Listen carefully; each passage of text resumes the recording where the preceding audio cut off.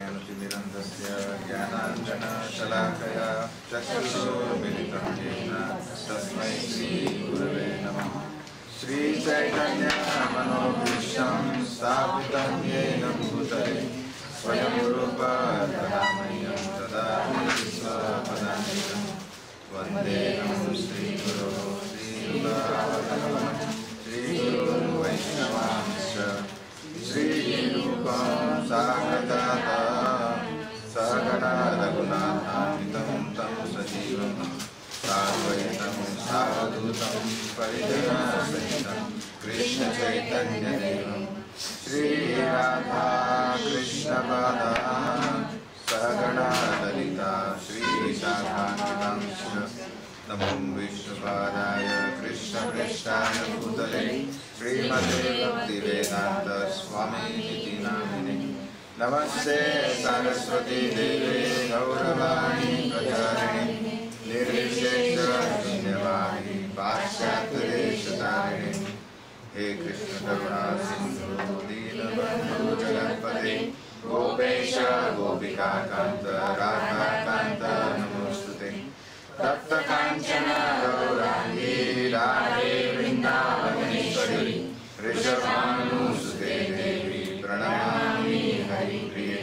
वाञ्छाकल्पतरुभ्यश्च कृपासिन्धुभ्यैव च पतितानां पावनेभ्यो वैष्णवेभ्यो नमः। श्रीकृष्ण चैतन्य प्रभु नित्यानन्द श्री अद्वैत गदाधर श्रीवासदि गौरभक्तवृन्द। हरे कृष्णा कृष्णा कृष्णा हरे हरे हरे राम राम राम हरे हरे।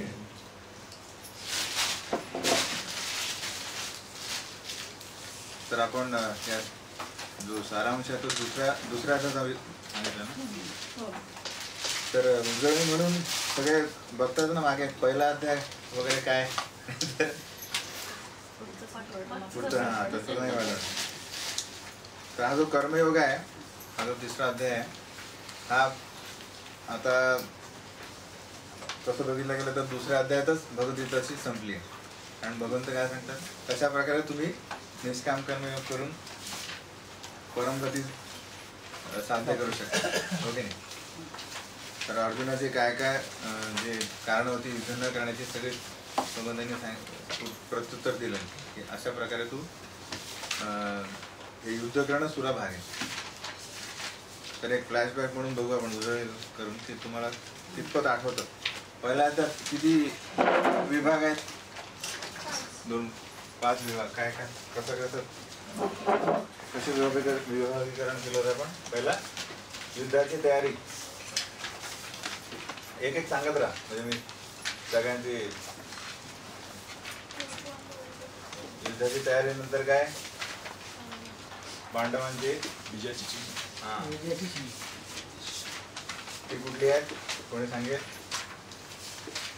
गरुड ध्वज फटाफट आले पाहिजे। गरुड ध्वज नाही कसं आहे माहिती का मी पहिल्यांदा सांगितलं होतं की आपण अभ्यास जसं करतो ना एक एक मुद्दा आपण जसा लिहिलेला आहे तसाच आठवला ना तसाच पाठ केला तर तसाच तो आपल्याला सदैव आठवेल।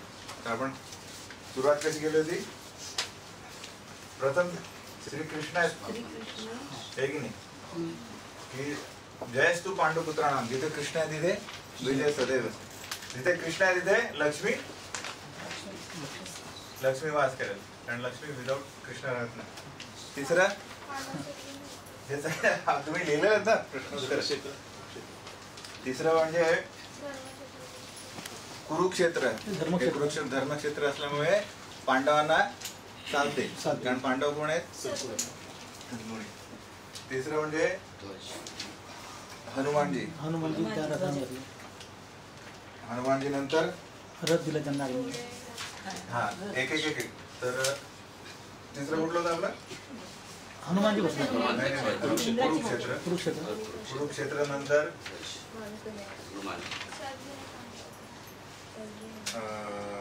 आपले हनुमानजी नंतर रथ जो अग्निध्वज दिला होता आणि नंतर मग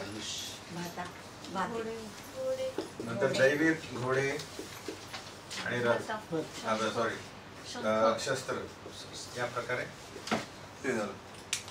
नंतर कुठला काय पुढला विभाग कुठला? रक्तवत्सल कृष्ण. नंतर येतात कारणे. तर 5 कारणे कुठली? हा अजून सांगता की मी युद्ध करणार नाही. ठीक आहे. पहिला कारण काय?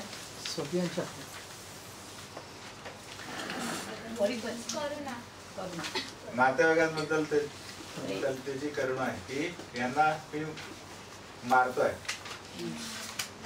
तर याचं कृष्णाने आता दुसऱ्या अध्यायात उत्तर काय दिलंय? हा जो त्याचं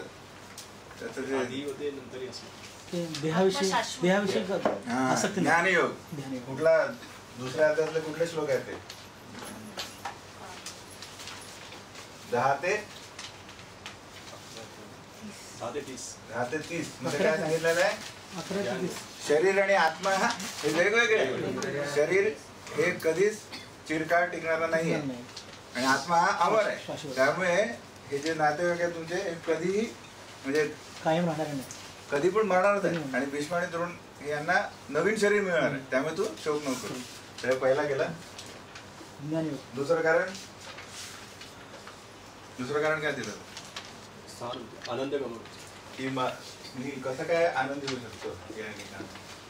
तर भगवंत काय म्हणतात पुढे 31 ते 38 काय सांगतात? कर्मकांड. म्हणजे नियत कर्म केल्याने कसं काय व्यक्ती या भौतिक जगात सुखी होऊ शकतो. तर क्षत्रियाचा धर्म काय? कर्म काय? युद्ध करणे. आणि युद्धात दोन्ही बाजूने त्याचा आनंद कसा आहे? युद्धात जर जिंकला तर पृथ्वीचे राज्य, मरण पावला तर स्वर्ग, आणि इथे राहिला तर इथे जिंकला तर पृथ्वीचे राज्य. अशा प्रकारे. तिसरा बुद्धियोग आहे. तिसरं कारण काय करतो तो की मी युद्ध नाही करत? पापकृत्याची भीती त्याला की माझ्याच नातेवाईकांना माझ्या वरिष्ठांना मारल्यावर मला काय पाप लागेल. याच्याबद्दल काय म्हणतात भगवंत?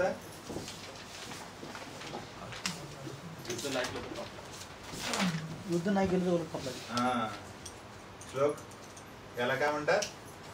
निष्काम कर्म. बुद्धी निष्काम कर्म. की क्षत्रिय यांनी युद्ध न केल्याने पाप लागेल. यांना न मारल्याने तू मारल्याने तर तुला पाप लागेल, मारल्याने तुला पाप लागणार नाही. ते त्याची प्रकारे सांगतो. पुढचं कारण नाही वर्णाश्रम पुढे कुटुंबाचा नाश. तो काय म्हणतो की याने काय होईल की कौटुंबिक परंपरा जी आहे ती थांबेल. वर्ण संकर. हा तर त्याला काय सांगतात भगवंत?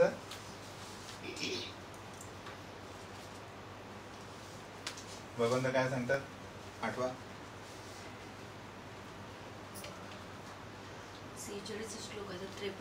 45 आणि 46 बघा काय. निस्त्रय गुण्य भवार्जुना. म्हणजे या भौतिक जगात तुम्ही कितीही प्रयत्न करा काय संकट येतच राहणार आहे. त्या कारण काय तुम्ही कुठलंही कार्य केलं तर त्याला काय होणार? कर्माची रिॲक्शन येणार. कर्म करत राहा. बंधन आहे. का बंधन आहे? कारण या सर्व कार्य या भौतिक जगातली 3 गुणांनी माखलेली आहे. म्हणजे कवर्ड आहेत.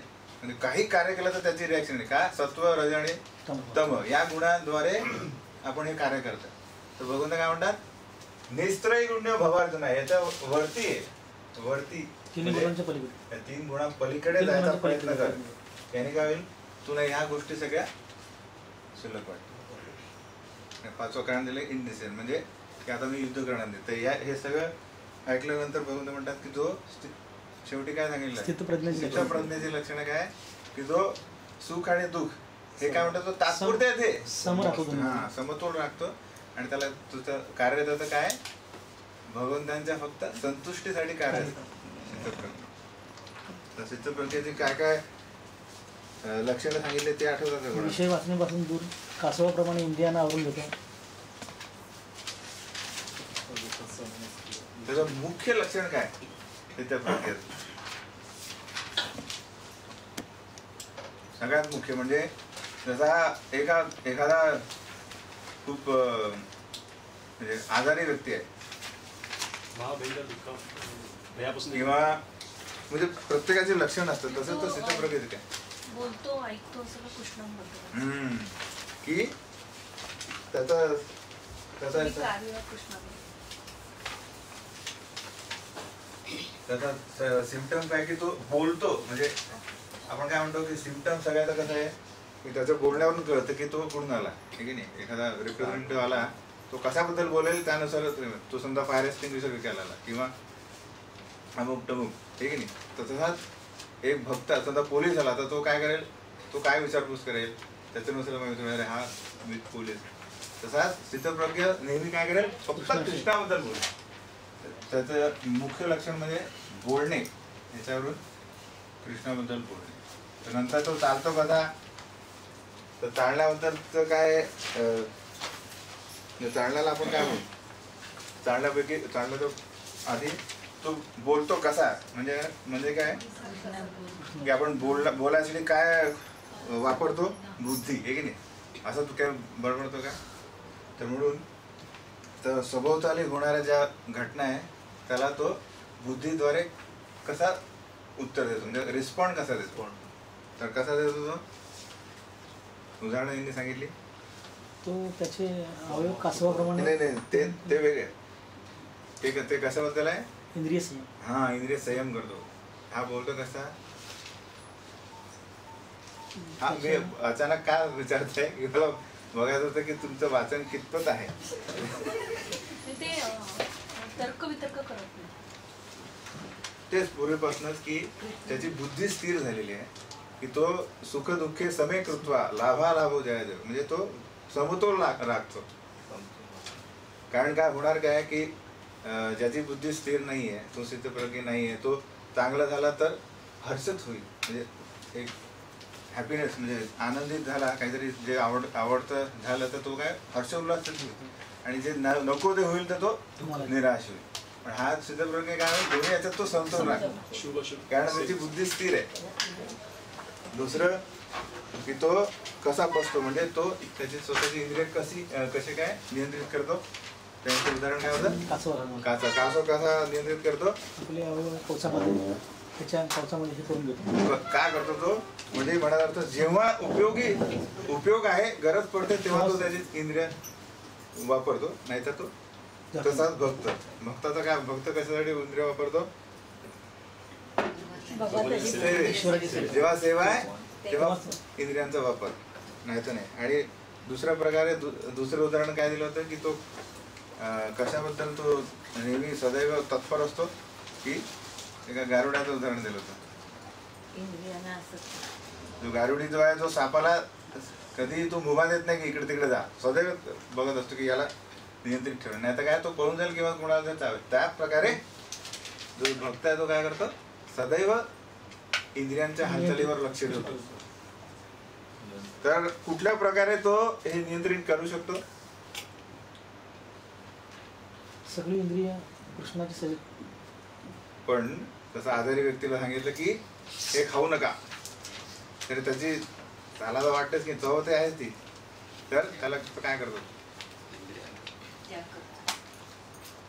उच्चतर गोडी तो काय सांगतो की अरे हे त्याच्यापेक्षा हा ही चव ही इंद्रियांचं काय ही भौतिक आसक्ती आहे पण मला जेव्हा भगवंत किंवा आध्यात्मिक बाबतीत गोडी निर्माण झाली तर आपोआप ही शुल्लक वाटेल रूप गुण लीलांची चौचक हा तर या प्रकारे तो नेहमी काय करतो जेव्हा गरज आहे तेव्हा वापरतो आणि सदैव तत्पर असतो की हे इंद्रिय कधी पण धोका देऊ शकतो आहे की नाही आणि कशा प्रकारे तो त्या इंद्रियांना संतुष्ट ठेवतो हायर दोन उच्चतर चवीकडे म्हणजे भगवंतांचे नाव लीला याबद्दल तो त्यात तो इंद्रियांना संलग्न करतो तिसरा तो कसा चालतो म्हणजे आता इथे सांगितलं की तो कशा प्रकारे त्याच्या इंद्रियांना एंगेज करतो, म्हणजे त्यांना काय काय काम देतो.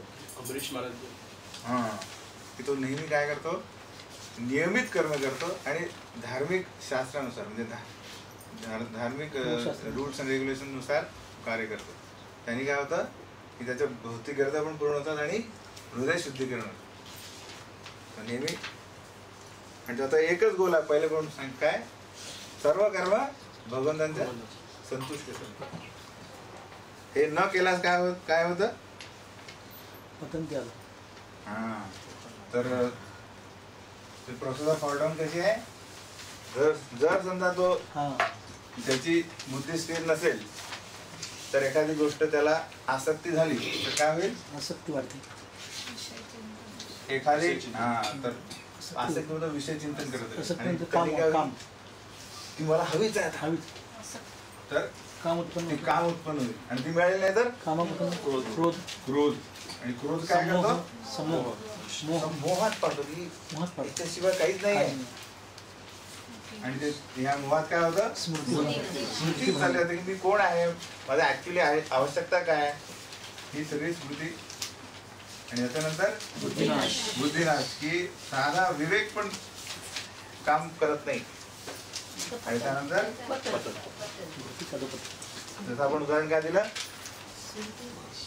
एक पिंजरा आहे त्यात उंदीर पकड, कसा जातो कळत नाही त्या जागेत. किंवा एखादा एक पर्वत चढतोय तर घसरला तर लगेच काय, तर तो अशा प्रकारे ती पद्धत आहे. तर यातून सुटका कशी, नंतर काय, तर ह्याची आसक्ती आणि द्वेष याला कसा कंट्रोल करणार, राग द्वेष विमुक्तेस्तु इंद्रियाश्चरण. म्हणजे या दोघांकडे तो काय करतो, आता माहित आहे की हे दोघंही एकाच नाण्याच्या दुसऱ्या बाजू आहे. म्हणजे तो फक्त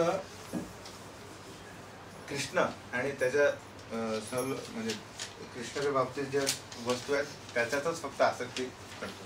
त्यानुसार तो जेव्हा नियमित कर्म गुरूंच्या आज्ञेद्वारे करत असतो तेव्हा काय होतं, भगवंत प्रसन्न होतात आणि भगवंतांच्या कृपेने तो त्याचे कार्य सगळे जे आहेत ते बंधनातून मुक्त अशाद्वारे.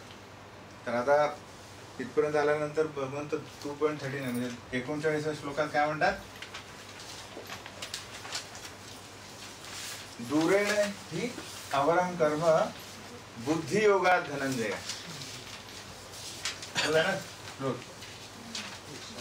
काय म्हणतात की बुद्धीद्वारे तू बाकी सर्व जे निंद कर्म आहे यांना दूर ठेव. तर हा जो म्हणजे आपण ज्ञान योग, दुसरा योग कुठला होता तो कर्मकांड, नंतर निष्काम कर्मयोग. निष्काम कर्म. तर भगवंत म्हणतात की बुद्धीद्वारे तू काय कर, निंदे कर्म दूर ठेव. तर आता अर्जुनाला काय कळतं, हे अर्जुन सगळं ऐकतोय. अरे मग बुद्धी ही श्रेष्ठ आहे तर मी कर्म कशाला करत, हो की नाही. तर कर्म हे बंधनास कारणीभूत ठरतात आणि बुद्धी ही मोक्ष प्राप्तीसाठी आवश्यक आहे असं कृष्णाने सांगितलं. आणि तरी कृष्ण म्हणतात युद्ध कर. काय म्हणतात ते, तिथं प्रज्ञ होऊन तुझे नियमित कर्म कर. आणि नियमित कर्म क्षत्रियाचे कोण काय आहे, युद्ध कर. तो गेलेला गोंधळून गेलेला की तुम्ही सांगताय मला की कर्म दूर ठेव, की हे पापवृत्त जे आहे तुझ्या माझ्या नातेवाईकांना मारणे हे हे निंदनीय कर्म आहे, याला बुद्धीद्वारे तू काय कर. आणि वाईट म्हणजे दोन्ही कॉन्ट्राडिक्टरी ऑर्डर आहे.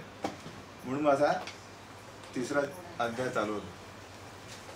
तो काय म्हणतो आता, तर आपण 2 श्लोकाचे म्हणू की अर्जुन वाच जायसी चेत कर्मणस्ते मता बुद्धिर्जनार्दन तत्किं कर्मणि घोरे मां नियोजयसि केशव व्यामिश्रेणेव वाक्येन बुद्धिं मोहयसि मे तदैकं वद निश्चित्य येन श्रेयो अहमाप्नुयाम्. म्हणजे हे जनार्दना, जर तुम्हाला वाटते की बुद्धी ही सकाम कर्मापेक्षा श्रेष्ठ आहे, तर तुम्ही मला या घोर युद्धात गुंतण्याचा आग्रह का करीत आहे? याचा अर्जुनाचा जो समज आहे तो आता काय झालेला आहे की आता भगवंत सांगतात की योग पद्धतीत साधक जो आहे त्याला कर्म हे बाध्य आहे, म्हणजे कारण त्याला ज्ञानाच्या स्तरावर राहणे अशक्य आहे. त्याला फक्त कर्म, कारण त्याची इंद्रिय काय करते, फक्त कार्य करण्यातच रत आहे, तो ज्ञानाच्या स्तरावर राहू शकत. आणि आता नंतर म्हणतात की आणि जो जो बुद्धियोग आहे म्हणजे सांख्ययोग आपण बघितला की जे व्यक्ती आहे यांची इंद्रिय त्यांनी व्यवस्थित नियंत्रित केलेली आहे. हा दुसरा स्तर आहे. कुठला योग तो? भगवंत दुसऱ्या अध्यायात बुद्धी हे बघा किती जवळ म्हणतात 31 वेळास बुद्धियोग म्हणजे सांगतात.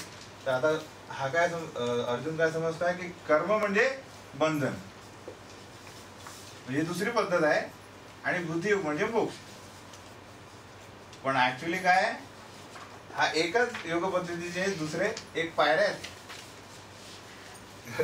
आपण शास्त्र काय सांगताय पुढे बघू की साधक जो आहे यांनी कर्म केलेच पाहिजे, कारण तो ज्ञानाच्या स्तरावर नाही आहे. पण जो ज्यांनी तो स्तर गाठलेला आहे त्याला त्या कार्याची गरज नाही. का? जसं आपण माधवेंद्र पुरी पाद दुसऱ्या पहिल्या अध्यायात बघितलं, सॉरी दुसऱ्या अध्यायात, की ते काय त्यांचं उदाहरण का दिलं होतं की माधवेंद्र पुरी हे असे यांचं स्तर काय की त्यांना त्यांच्या भौतिक गरजेची काही गरज नाही. म्हणजे त्यांना अशी आठवण द्यावं लागते की, म्हणजे त्यांना असे आपल्याला 7 वाजले की भूक लागली हे कर, त्यांना त्यांच्या शरीराच्या गरजा नाही आहे. म्हणजे तो स्तर गाठलेला त्यांनी की सतत ते काय करतात, भगवंतांच्या लीलेत ते लीला स्मरण करत असतात, चिंतन. म्हणून मग ते भिक्षा पण मागत नाही. अयाचित म्हणजे याचना न करणारे. तोच तर आता याचा आहे का अर्जुनाचा. तर आपण पुढे बघू की अर्जुन म्हणतो की मी आता बुद्धियोगात आहे, स्थित आहे, मला कर्म नाही करत. म्हणतो मध्ये काय म्हणतो की मी भिक्षा मागायला तयार आहे. कुठला श्लोक आहे? पहिला अध्याय की दुसऱ्या अध्याय? पहिला अध्याय. त्याच्यापेक्षा मला भिक्षा मागणे सोयीस्कर आहे. पण भगवंत म्हणतात तू त्या स्तरावर नाही आहे. का? कारण तू आता सांगतो की तुला बुद्धियोगात आहे तू, पण स्थितप्रज्ञ काय करतो, मान अपमान सुख दुःख काय समजून राखतो. पण एखादा गृहस्थ समजा तुला भिक्षा देणार नाही आणि तुझा अपमान करेल तर तू काय करशील, त्याला तू मारशील आणि ते पाप होईल. म्हणून तू कर्म स्तरावर आहे. त्याची आता भगवंत सांगतात की हे 2 वेगवेगळ्या पद्धती नसून हे एकाच पद्धतीच्या 2 पायऱ्या आहेत. पहिली पायरी आहेत खालची पायरी कर्म करणे, नियमित कर्म. आणि नियमित कर्म सतत केल्याने गुरूंच्या आदेशानुसार तुम्ही या ज्ञानयोगात येत, म्हणजे बुद्धी स्तरावर येतात.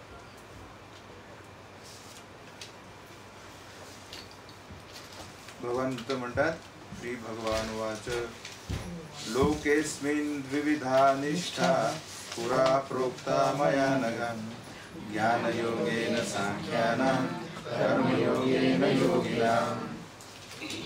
हे निष्पाप अर्जुना, मी यापूर्वीच सांगितले आहे की आत्मसाक्षात्कारासाठी प्रयत्न करणाऱ्या मनुष्यांचे 2 वर्ग आहेत. कुठले ते?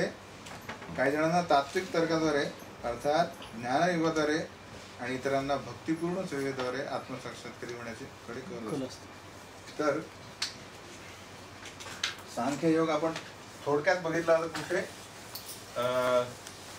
कुठल्या श्लोकात? दुसऱ्या अध्यायात बघितला होता थोडक्यात की सांख्ययोग काय आपण बघितलं. कपिल मुलींनी सांगितलं होतं की हे भौतिक जगत कसं निर्माण झालेलं आहे. भगवंतांनी एक कटाक्ष टाकून ते यात सर्व भौतिक जीव काय करतात आहे, जीव प्रविष्ट केलेले, आणि ते काय करतात आहे, सतत इंद्रिय तृप्ती करतात आहे, भोग करतात आहे. आणि त्यातला सगळ्यात उच्चतर म्हणजे सगळ्यात म्हणजे तो मायाजाळमध्ये तो काय करेल, त्याचा स्तर काय की मीच भगवंत आहे, मीच ईश्वर आहे. तर सांख्ययोग म्हणजे पृथक्करणात्मक अभ्यास कशाचा, या प्रकृतीचा आणि आत्म्याचा. म्हणजे जे विद्वान व्यक्ती आहेत ते काय म्हणतील की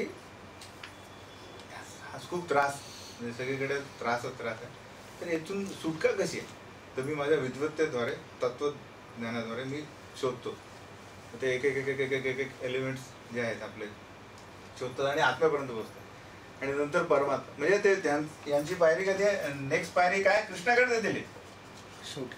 आणि नंतर मग भक्ती करते. आणि बुद्धियोग काय, डायरेक्ट कृष्णाची भक्ती. सोपं कुठलं आहे, बुद्धी. तर तो भगवान सांगतात की हे दोन प्रकारचे नेहमीच असतात. काही लोक म्हणतील नाही हे एवढं सोपं कसं काय, आम्ही म्हणजे ऍक्च्युली ते सिन्सिअर असतात, पण त्यांच्यात बुद्धी काय म्हणते की एवढं सोपं असू शकत नाही, म्हणून आपण शोधून काढू स्वतः. शास्त्राने सांगितलं ते ऐकत नाही, ते स्वतः अफाट काळानंतर मग ते त्याच देवावर अरे कृष्णच आहे, मग आपण त्यांची भक्ती करू.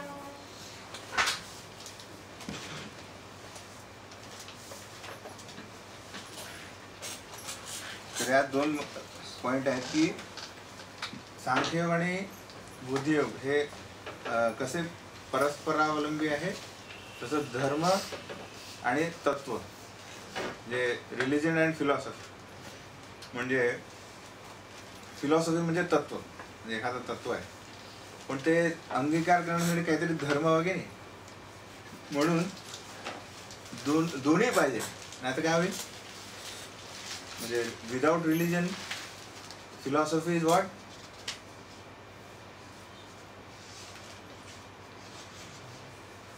म्हणजे आता एक फिलॉसॉफी आहे तुमची आणि फक्त फिलॉसॉफी तुम्ही म्हणता, त्याच्यावर काही कार्य नाही करत आहे, तर ते त्याला काय म्हणू आपण, मेंटल स्पेक्युलेशन आहे की नाही. म्हणजे त्याचा तुम्ही त्याला प्रयोगात्मक दृष्टीने काही आणतच नाही काही.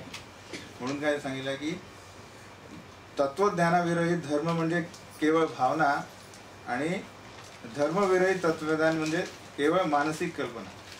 म्हणजे तर हे दोन्ही प्रकार ऍक्च्युली एक हे उदाहरण दिलं त्यांनी. तर हे भक्तियोग आणि सांख्ययोग हे कसे काय एकाच ठिकाणी जातात आणि या दोघांचंही जे ध्येय एकच आहे, पण यापैकी जे काय म्हणतात त्याला सगळ्यात सोपी पद्धत कुठली आहे त्याबद्दल भगवंत सांगतात की सांख्ययोग जो आहे हा जे तत्वज्ञानी लोक अफाट कष्ट करतील तरी हा अप्रत्यक्ष आहे. म्हणजे यात काही शाश्वती नाही की त्याला तो कृष्णा भक्तीत येईल, म्हणजे येईल, पण जो आपण भक्तीद्वारे व्यक्ती जो भगवंतांना आसक्त होईल ती त्याची गॅरंटी नाही, अप्रत्यक्ष. आता इथे कसं आहे की आपल्याला इथे आपलं इंद्रिय नियंत्रित करून नंतर भक्ती करायची गरज नाही. जरी इंद्रिय आसक्त असतील सगळ्या भौतिक गोष्टीसाठी तरी पण आपण भक्ती करू शकतो. आणि त्यातच आपला जो कृष्णाशी शाश्वत संबंध आहे सेवक आणि मास्टरचा तो अनुभवू शकतो. पण सांख्ययोगांमध्ये काय त्यांना पहिले इंद्रिय नियंत्रित करावं लागतं योग धारणानंतर, आणि नंतर मग म्हणजे त्यांना सतत ही भीती नेहमी राहते की प्रलोभन आलं पतन होईल. आणि इथे आपल्या भक्तियोगात आपल्याला मदत कोण करतं, भक्त. अरे तुम्ही इकडे जाताय तिकडे जायला लागो, ठीक आहे नाही. आणि नंतर जेव्हा भगवंत बघतात की हा जो साधक आहे हा मनापासनं प्रयत्न करतोय की भक्तीत आणि सेवेत त्याचं मन रमवेल, तर काय भगवंत स्वतः त्याला मदत करते. म्हणजे बुद्धियोगात भगवंत आणि भक्त दोन्ही त्याला साथ देतात, मदत करतात. आणि सांख्ययोगात काय स्वतःच त्याला स्वतः कष्ट करावं लागतील की इंद्रिय कसं नियंत्रित करतात. मग तो त्याच्या बुद्धीद्वारे किंवा प्रॅक्टिसद्वारे खूप करत राहील आणि त्यामुळे तो सतत तलवार लटकत राहील की भीती की कधी पण तो पतंत्याचा होऊ शकतो. म्हणून ते अप्रत्यक्ष आहे, नेहमी भीती राहील, कोणाची मदत नाही. आणि जो सांख्ययोगाचा जो ध्येय आहे ते ध्येय जे आहे भक्तियोगाचं ची स्टार्ट आहे. म्हणजे भक्तियोग जो आहे त्याचं ध्येय आणि साध्य एकच आहे. म्हणजे आपण भक्ती करतो, काय करतो, भगवंताचं नाव घेतो, भगवंताचा महाप्रसाद खातोय, हे की नाही, भागवतम, आणि त्यांची सेवा करतोय. तर भगवत धामात गेल्यानंतर काय आपण आरामात झोपणार आहे का? हेच करणार आहात, हेच करणार आहे की नाही. पण म्हणजे तिथे फक्त प्रचार नसेल, कारण तिथे सगळ्यात भक्त आहेत. म्हणजे तो भक्तियोगाचं जे ध्येय म्हणजे जे साध्य आणि साधना ते सेमच आहे. साधना जी करतो आपण ती जी आहे तेच साध्य आहे. पण सांख्ययोगात काय आहे, ते त्यांचं साध्य जे आहे म्हणजे ध्येय जे आहे ते कृष्ण तिथून भक्ती चालू होते. म्हणजे त्यांचं म्हणजे ते जिथे संपतात तिथे आपण चालू होतो. आपलं जे आपली पद्धत चालू होते. म्हणजे तो इम्प्रॅक्टिकल आहे सांख्ययोग जो आहे. जरी तो आपल्याला एकाच ध्येयाकडे नेता तरी तो काय सध्याच्या युगात इम्प्रॅक्टिकल. कारण कलियुगात आपण बघतो की इव्हन भक्तियुगात आपलं मन रमत म्हणजे कंट्रोल नाही होत आहे. ते सांख्ययोगात काय होणार आलं लक्षात. भक्तियुगात आपण बघतो कित्येक लोक सोडून जातात, म्हणजे बरेच लोक म्हणजे थोडे लोक सोडून जातात की परत त्यांना काहीतरी प्रॉब्लेम येते की नाही मी अमुक करावं वगैरे, हो की नाही. तर या 4 प्रकारे नेहमी बुद्धियोग हा सांख्ययोगापेक्षा श्रेष्ठ आणि सोपा आहे. आणि त्यातल्या त्यात चैतन्य महाप्रभूंनी अजून सोपं काय करून टाकलेलं आहे, नंतर आपण बघू याच्यात की बाकी सर्व जे यज्ञ आपण म्हणजे यज्ञ दिलेले आहेत वेदांनी, त्यातल्या त्यात ते कुठल्याच यज्ञ आपण या कलियुगात करू शकत नाही. म्हणून सगळ्यात सोपा संकीर्तन यज्ञ दिलेलं आहे की त्या बुद्धियोगाद्वारे. त्याच्यातही आपल्याला फक्त संकीर्तन केल्याने जे आपल्याला फळ मिळणार आहे ते सर्वोच्च फळ आहे.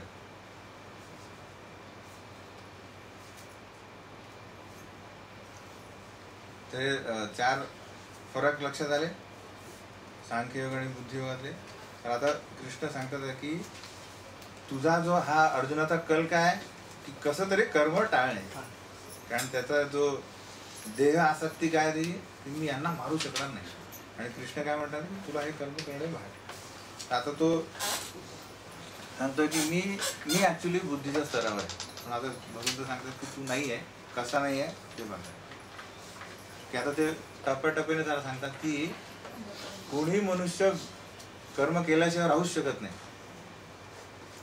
न कर्मणाम अनारंभान नैष्कर्म्यम पुरुषो अश्नुते न च संन्यसनादेव सिद्धी समधी गच्छति. तर ही साधारण सगळ्यांची कल्पना आहे की कर्म केल्याने व्यक्ती बंधनात येईल. आणि नियत कर्म त्याग संन्यास, एकदा तो ड्रेस आणि दंडा घेतला की काय नारायण, म्हणजे सर्व बंधनातून मुक्त आणि मोक्ष प्राप्ती होईल. एक साधारण धारणा आहे. तर भगवंत काय म्हणतात की केवळ कर्म न करण्याने मनुष्य कर्मबंधनातून मुक्त होऊ शकत नाही. तसेच केवळ संन्यासानेही तो मनुष्य सिद्धी प्राप्त करू शकत नाही. तर कुठलेही कर्म करताना त्या तो कर्म कुठल्या चेतनेवर आधारित आहे त्याच्यावर सगळं अवलंबून आहे. भगवंत सांगतात की तुझं म्हणणं आहे की मी संन्यास ग्रहण करून भिक्षा मागतो, पण तुमचं जे चेतना आहे जी ती अजून शुद्ध नाही आहे. म्हणून जरी तू निष्क्रिय बनायचा प्रयत्न करताय, तुझे जे इंद्रिय आहेत ते सदैव कार्यरत होतील. आता क्षत्रिय आहे तो त्याला युद्ध करायची सतत इच्छा जागृत होईल. म्हणून ही जी बेसिक कल्पना काय आहे की निष्काम कर्मयोग म्हणजे कर्म न करण्याने कर्म बंधातून मुक्तता होऊ शकत. म्हणजे फक्त निष्काम कर्मयोग म्हणजे फक्त भगवंतांसाठी जेव्हा आपण कर्म करतो तेव्हा आपल्याला रिॲक्शन म्हणजे त्याची रिॲक्शन लागत नाही. आणि संन्यास आता पुढे सांगितले की अपरिपक्व स्थितीत जो संन्यास घेईल त्यालाही सिद्धी प्राप्त होऊ शकत नाही.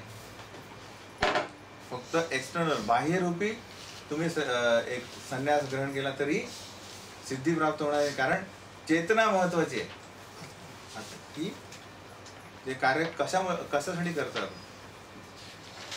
तर पुढे सांगण्यात आलं की समजा एखादा व्यक्ती भगवंत म्हणतात की नाही कश्चित क्षणमपि जातु तिष्ठती अकर्मकृत कार्यतेही आवश्यक कर्म सर्व प्रकृती जय. म्हणजे प्राकृतिक गुणापासून प्राप्त केलेल्या गुणांनुसार मनुष्याला असहाय्यपणे कर्म करण्यास भाग पाडले जाते.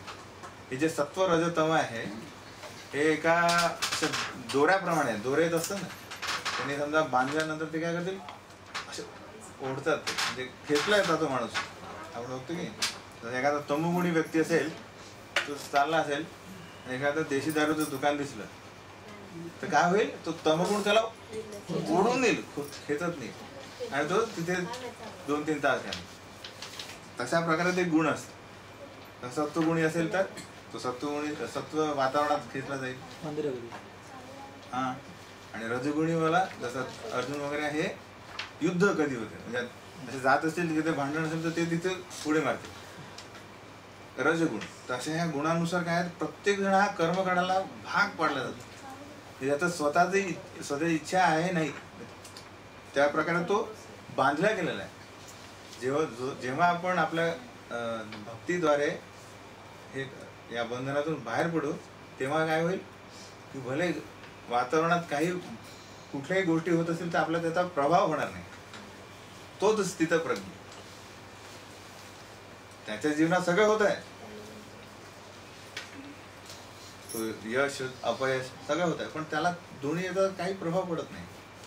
पण तो साधक आहे त्याच्या ह्याच्यात हा जे कर्मानुसार त्याला गुणानुसार त्याला कर्म करण्यास भाग पडले जातो.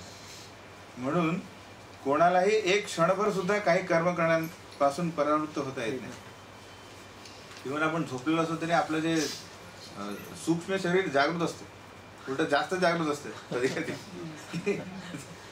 की आपण जे दिवसा बघतो त्यानुसार ज्या इच्छा असतात ते त्यानुसार आपण महाल बांधत असतो, हे की नाही. एखादं सोनं बघितलं आणि परत बघितला बिल्डिंग बघितलं, सोनाची बिल्डिंग बांधलेली तिथं काही नाही. त्यामुळे हे सक्रिय हा जो आत्मा आहे हा सदैव सक्रिय असतो, त्याला कधीच तुम्ही निष्क्रिय करू शकत नाही. त्यामुळेच आपण बघतो की शरीर हे सक्रिय कशामुळे आत्म्याचा त्याच्यात प्रवेश आहे. आत्मा निघाल्यानंतर शरीर किती बलशाली असेल तर त्याला लहान मुलांनी लाच मारली तरी तो काही प्रत्युत्तर देऊ शकणार नाही. तेवढा आत्मा सक्रिय आहे, तर त्याला तुम्ही बाह्य एक वस्त्र धारण केल्याने निष्क्रिय करू शकत नाही, हो की नाही. म्हणजे निष्क्रिय करण्याचा अर्थ काय की त्याच्या इच्छा बदलू शकत नाही. त्या वस्त्राद्वारे चेतनेद्वारे करू शकता.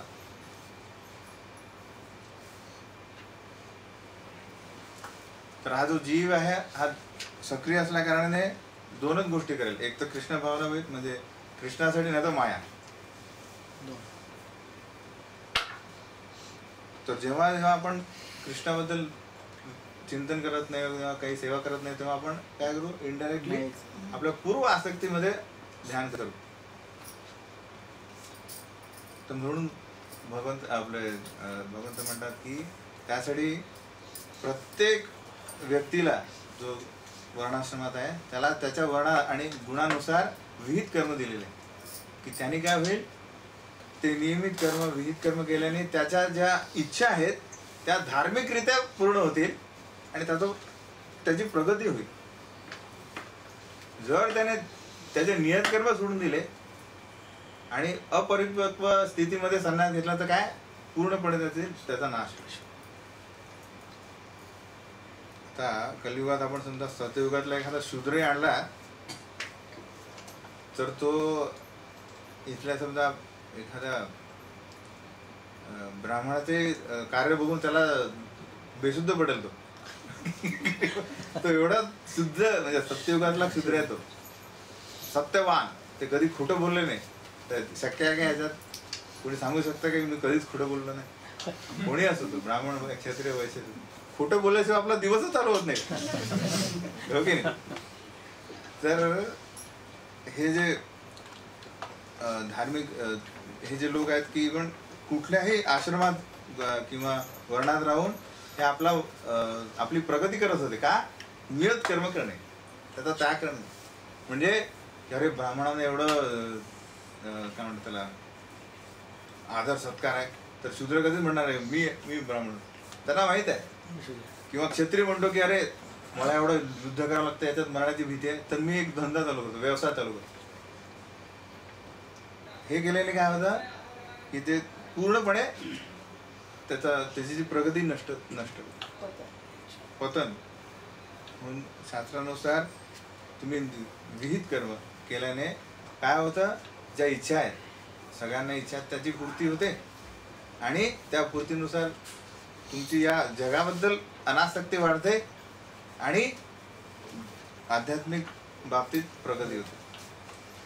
याच्यासाठीच कृष्णांनी काय केलंय, हे जे वर्णाश्रम स्थापना केलेली, या तुम्ही तुमच्या गुणांनुसार सर्व कार्य करू शकता, पण एक अधिकारी स्वीकारा. अधिकारी म्हणजे तुम्ही स्वतःच्या मनानुसार तुम्ही सर्व इच्छांची पूर्ती करू नका. कोण आहे? यज्ञ कर्म. एक वेदांनी दिलेले जे वेद फॉलो करा आहे. मग वेद फॉलो केलं म्हणजे काय, मग प्रत्येक जणाला माहित नाही की कृष्ण भगवंत आहे, ते म्हणतील मग ते देवी देवता आहे, कमीत कमी त्यांना माना, ते वेद फॉलो असतात. मग एखादा साधारण व्यक्ती काय करेल, एक जनरल बघू आपण, तर एखादा नास्तिक व्यक्ती हा काय करेल, जे पाहिजे ते करेल, कारण अधिकार स्वीकारत नाही मी कोणाचा. माझ्याकडे पैसे आहे आणि मी काही करू शकतो, ओके. याने काय करतो, तो प्रत्येक कार्याने तो पाप जमा करतोय, त्याच्या पुढच्या जन्मासाठी तो पाप जमा करतो. पण त्यातला त्यात एखादा व्यक्ती म्हणतो की नाही मला पण इच्छा आहे, पण मला पापी बनायचं नाही, मी काय करतो, वेद फॉलो करतो. वेदामध्ये जे कर्मकांड सांगितलेलं आहे की क्षत्रिय काय करायचं, युद्ध कर आणि युद्धात मरण पावला तर स्वर्ग प्राप्त. मग कर्मकांडात जे देवी देवता सगळे दिलेले, त्यांना देवी देवता कोण आहेत ते आपल्याला हे सगळं बघायचं आहे की या तिसऱ्या अध्यायात काय सांगितलेलं आहे. पहिले भगवंत म्हणतात की हे जे संन्यास आणि जे कर्म आहे या दोन बद्दल आपण बघितलं. ज्ञानयोग आणि बुद्धियोग, हे कर्म आणि ज्ञान दोन वेगवेगळ्या पद्धती नसून दोन पायऱ्या आहेत एकाच पद्धतीच्या. एका पायरीवर तुम्ही त्यात तुम्ही निपुण झाला तर दुसऱ्या पायरीवर आपोआप जा. नंतर ते म्हणतात मग कसं की निष्काम कर्म कसा करावा, म्हणजे आणि त्या हे कर्मकांडापासून कर्मयोगापर्यंत म्हणजे बुद्धियोगात कसं जाईल, कशी एंट्री होईल त्याप्रमाणे सांगितलं. तर हे जे काही श्लोक आहेत 10 ते 16 त्याबद्दल टप्प्याटप्प्याने सांगितलं की कसा हा जो व्यक्ती आहे जो कोणाचाच अधिकार स्वीकारत नाही, तो समजा वैदिक कर्मकांड स्वीकारेल तेव्हा तो हळूहळू प्रगती करेल. त्याला कित्येकी जन्म लागतील, पण तो काय, तो शिडीवर चालता येतो, एक एक पायरी. आपण काय करताय, डायरेक्ट बुद्धियोग म्हणजे काय, लिफ्ट मध्ये बसलाय. वैदिक कर्मकांड काय ते एक एक पायरी चालतं, कधी ना कधी पोहोचेल, तो घसरून पडेल पण तरी चालेल. आपल्याला काय करायचं, फक्त ते स्टॉप बटन दाबायचं नाहीये. आपण काय करतो, चाललंय आता खूप झालं, थोडं थांबतं, मग जिथे उघडलं तिथे जाऊन यायचं, मग तिथे अरे नाही परत. म्हणजे नेहा विक्रमणा अशी म्हणजे काय, तुम्ही जितपत तुम्ही कार्य केलेलं आहे, भक्ती केलेली आहे, ते तो फ्लोअर तुम्ही गाठलेला आहे, तिथे गेला की तिथे त्या फ्लोअरवर फिरताय तुम्ही एक शरीर घेऊन की नाही, इथे काहीतरी वेगळं असेल. पण तिथे एक लगेच दुसरा भक्त मिळाला, अरे तू इथे काय करतो, तू लिफ्ट सोडून परत. त्यानुसार आपल्याला ते फक्त चालत नाही. आणि यांचं कसं आहे की हा जो व्यक्ती आहे पहिले नास्तिक होता, की मी वेदांना फॉलो करतो. मग वेदामध्ये काय दिलंय की ठीक आहे, पुत्रप्राप्ती हा यज्ञ कर, शेतीमध्ये धान्य चांगला होतं हा यज्ञ कर. अशा यज्ञाद्वारे काय करतो तो की या जीवनात मी कसा सुखी राहू शकतो यासाठी वेदांमध्ये बरेचसे यज्ञ सांगितले. तो हे करत राहतो आणि त्यांनी काय होतं, तो धर्म पालन केलं, त्याची प्रगती होते. कारण तो वेद कोणी दिलेला आहे, भगवंतांनी, त्यामुळे तो पालन केल्याने त्याला फळ पण मिळतात आहे. यज्ञ केल्याने त्याला फळ प्राप्ती होते. त्यामुळे त्याला वेदांमध्ये त्याची निष्ठा वाढते की यस हे काम करतं.